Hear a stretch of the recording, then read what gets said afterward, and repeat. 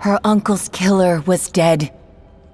And in that moment, Quill couldn't lift her sword or raise her fist or cry a tear or scream into the sky for all that she'd been through. No. She'd given everything. But it wasn't over. All at once, forged soldiers began pouring into the tower, their eyes fixated on their master's killer. Only Quill had nothing left, and even her reader couldn't give her the strength to fight.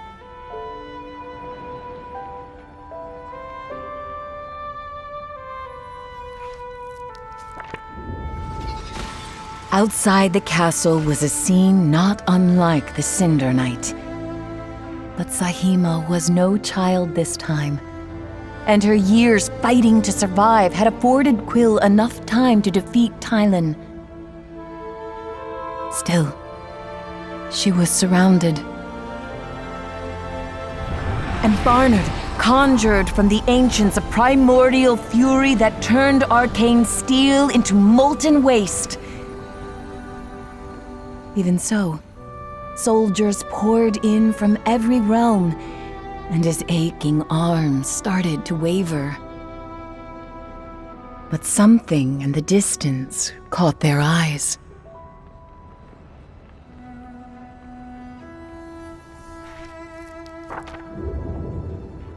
As Quill braced for the end, her mind drifted to her home in the clearing, and how she longed to be there now. But then, a shift in the wind, the silencing of steel. Quill looked up and saw her savior. It was Rootseer Veda, and with an elegance more befitting of poetry than warfare, she decimated her opponents.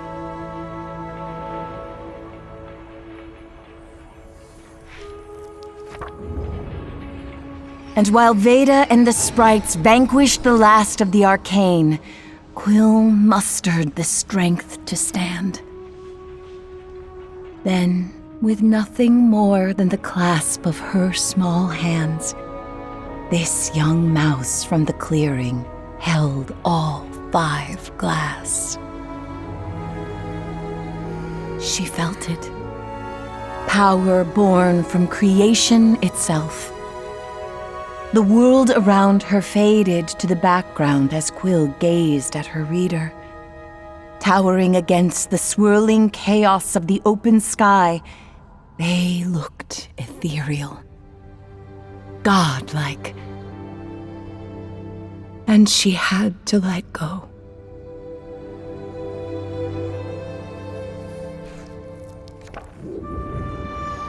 And as the glass disappeared into the void of all that would never be, Quill felt the peace of a world free from its power, and the pain of losing her closest friend. Rootseer, you saved us. Quill spoke wearily. All I did was save you, replied Veda warmly. You saved Moss. And as Veda guided her away, Quill heard the faint turning of pages. Goodbye, my friend, she whispered. And with that, you, dear reader, vanished from her world.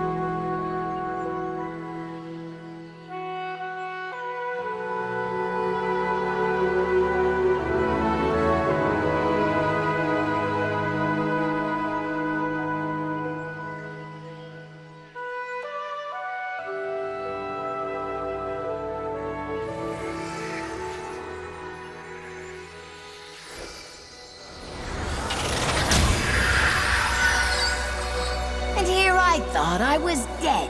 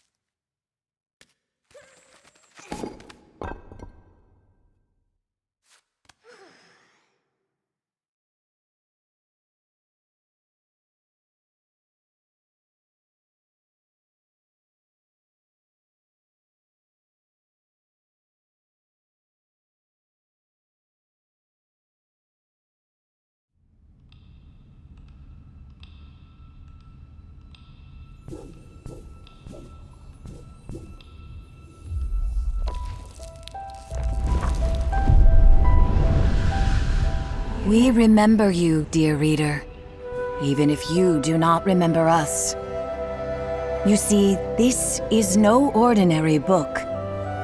Within these pages lives a hero, one who could determine all our fates.